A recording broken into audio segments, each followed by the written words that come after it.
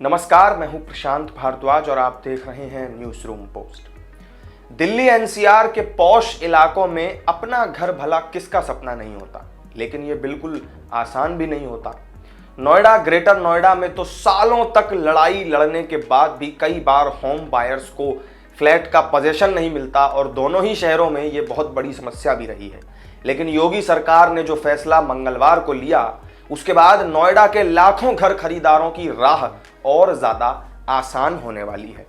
Builder buyer मामले को लेकर सीनियर आईएएस अमिताभ कांत की कमेटी की तरफ से तैयार की गई पॉलिसी पर मंगलवार को यूपी कैबिनेट ने फैसला ले लिया और इससे फंसे हुए बायर्स को घर मिलने का रास्ता और ज्यादा आसान हो गया है। रजिस्ट्री की प्रक्रिया को आसान बनाने के लिए संशोधन के साथ फैसला लिया गया है, जिसकी स्पष्टता के लिए गवर्नमेंट ऑर्डर यानी जीओ का इंतजार है।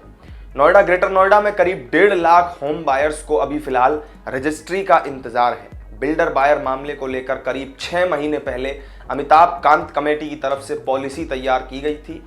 शासन के स्तर पर बीते 4 महीने में 5 बार मीटिंग होने के बाद मंगलवार को इस पर फैसला हुआ।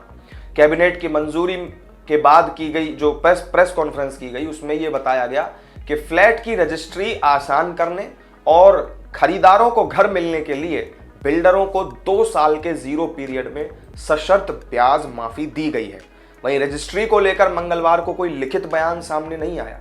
तीनों अथॉरिटी और बिल्डरों की बकाये की लड़ाई की वजह से इन बायर्स की रजिस्ट्री नहीं हो पा रही है। लेकिन अब अमिताभ कांत कमेटी की पॉलिसी में प्रमुखता से इस संस्तुति को शामिल किया गया था कि जो प्रोजेक्ट दिवालिया प्रक्रिया में चले गए हैं और उनमें बायर्स रह रहे हैं, उनकी रजिस्ट्री अथॉरिटी के बिना किसी दखल के होनी चाहिए।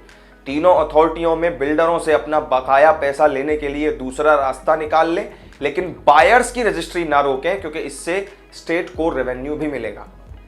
2020 से लेकर के 2022 तक 2 सालों का जीरो पीरियड मानते हुए बिल्डरों की ब्याज माफी के प्रस्ताव को भी कैबिनेट ने मंजूरी दी और इसमें शर्त के साथ मंजूरी दी गई, यानी बिल्डर अपना प्लान अथॉरिटी को बनाकर देंगे, जिसके चलते 25% का लाभ शुरुआत में बिल्डर को दिया जाएगा और बाकी का फ्लैट डिलीवरी का जो टारगेट है वो पूरा करने पर उसे लाभ दिया जाएगा।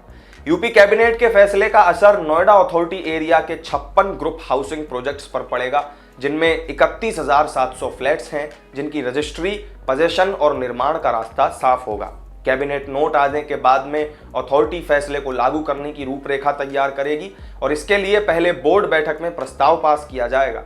जानकारी के मुताबिक मौजूदा समय में 87 ऑनगोइंग ग्रुप हाउसिंग प्रोजेक्ट हैं। इसमें एनसीएलटी में 17 और कोर्ट में 14 प्रोजेक्ट हैं। सभी प्रोजेक्ट पर अथॉरिटी का करीब 28,000 करोड़ रुपए बकाया है। निर्माणाधीन और अधूरी श्रेणी में 26 तो पूरे हो चुके, 30 ग्रुप हाउसिंग प्रोजेक्ट सभी तरह के विवाद से बाहर हैं।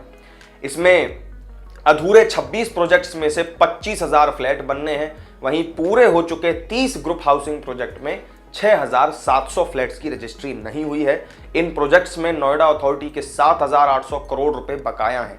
अथॉरिटी को सीधे उम्मीद इस रकम से ही है। इसमें अगर 2 साल का जीरो पीरियड का लाभ बिल्डरों को दिया जाएगा तो करीब 1,500 करोड़ रुपए कम हो जाएंगे। छूट की मांग कर रहे बिल्डरों के लिए ये बहुत बड़ी राहत है। अब वो पैसा जमा करना शुरू करेंगे तो रजिस्ट्री की मंजूरी अथॉरिटी देना शुरू कर देगी।